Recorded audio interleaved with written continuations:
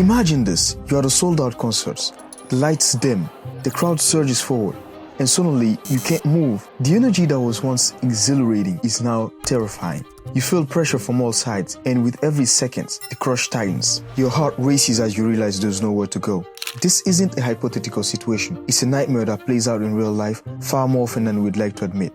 Events like the Astroworld tragedy in 2021, where 10 people lost their life in a crowd crush, are reminders of the danger that lies beneath the surface at massive gatherings. Here's the shocking part. Every single one of these tragedies was preventable. But it wasn't just bad luck or unfortunate timing. It was poor planning, outdated security measures, and a fundamental failure to understand how crowd behaves under pressure that turned these events into disasters. Now imagine this. What if we could predict these crowd surge before they even happen?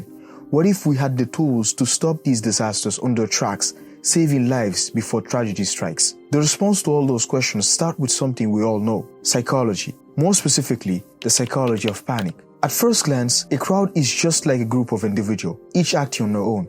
But when things start to go wrong, something strange happens. Under pressure, a crowd stops acting like individual people and begin to move as a single unpredictable organism, one that can become dangerous in an instant. Let's break a common myth. Crowds don't instantly descend into chaos because people panic and act selfishly. The truth is, people are far more cooperative than you'd expect. Studies have shown that in emergency situations, people often help one another. We saw this during the 2005 London Underground bombing, where survivors banded together to help strangers escape. This kind of behavior is driven by a shared identity. When people feel like they're part of the same group, but when this sense of shared identity breaks down, competition takes over, and that's when things get dangerous. Take Astroworld for example. The crowd wasn't just excited, they were desperate. Thousands of people were packed tightly in front of the stage, unaware that the pressure from behind was creating a deadly crush. Those at the front were trapped with nowhere to go, while those at the back kept pushing forward, thinking they could move up for a better view. This wasn't just chaos for chaos' sake. It was predictable. Crowd surges like this happen when people believe they have something to gain, like a better view, an early entry, or even survival. In the case of Astroworld, the crowd didn't realize how deadly the situation had become until it was too late. So how do we stop this from happening? It continues with understanding the psychology of crowd behavior and the physics of crowd movement. Once a crowd reaches a density of more than 5 people per square meter, something terrifying happens. Individuals in the crowd lose the ability to move freely. The crowd no longer behave like a group of people. It starts behaving like a fluid. This is where things get dangerous. The pressure from the back of the crowd pushes forward like a wave, trapping those at the front against barriers and walls. These shock waves can be so powerful that they knock people off their feet, making it impossible to get up. This is exactly what happened at Astroworld. The crowd, pushed beyond the safety threshold, became a force that security could no longer control. The barriers that were meant to keep people safe turned into traps. Once a crowd surge starts, it's almost impossible to stop. The people at the back, unaware of the danger, keep moving forward. Meanwhile, those at the front feel the full force of the crush, but have no way to communicate the danger to the rest of the crowd. The result? A catastrophic domino effect where every step forward tightens the squeeze. But here's the thing, it doesn't have to be this way. The good news is, we now have the technology to prevent these disasters before they happen. In fact, AI, drones, and real-time data analytics are changing the way we manage crowds at large events. Imagine you are at a football stadium and above you, drones are flying overhead equipped with thermal cameras that monitor crowd density in real time.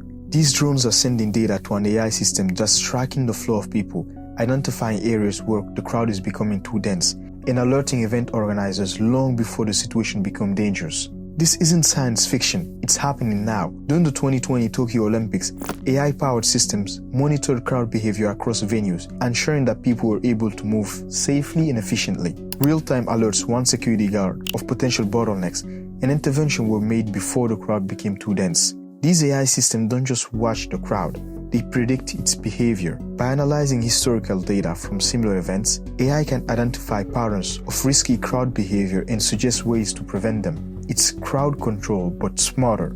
Drones are game changers when it comes to large events. Traditionally, security personnel have had to rely on what they could see from the ground, but drones give them a bird-eye view of the entire crowd, allowing them to spot potential problems before they escalate. During the Hajj pilgrimage, one of the largest annual gatherings in the world, drones are used to monitor the movement of millions of pilgrims, preventing the dangerous bottlenecks that have led to crowd crushes in the past. While technology is essential, good crowd control starts with planning. The layout of the venue, the placement of the barrier, and the flow of people are all critical to preventing crowd disasters.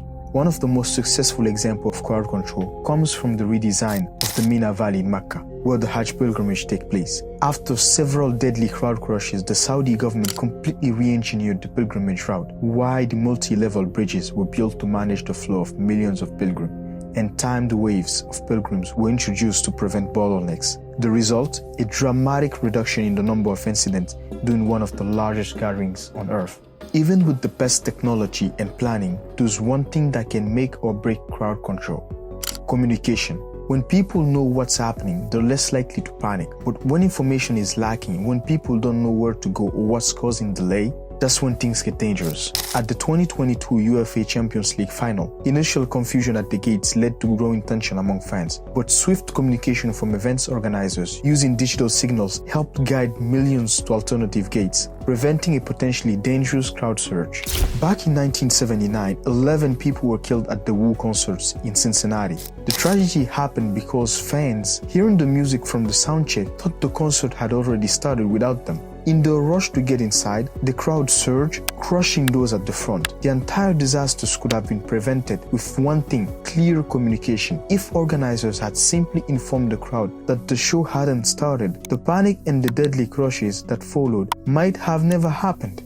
As crowd at events continue to grow larger, the importance of effective crowd control have never been more critical. We now have the tools to prevent disasters: AI, drones, real-time analytics, but the key is to use them consistently and effectively. The future of crowd control is data-driven. With simulation software and predictive modeling, event organizers can anticipate crowd behavior long before the event even starts. They can identify potential risks and design the venues in the ways that disperse crowds rather than contain them. The role of AI will only grow. Soon we'll have systems that can predict exactly where and when a crowd surge might occur and take action to prevent it before it happens. The next frontier might even include biometric monitoring, where wearables tracks the physical state of people in the crowd, alerting organizers if certain areas become too stressed. Crowd control isn't a mystery.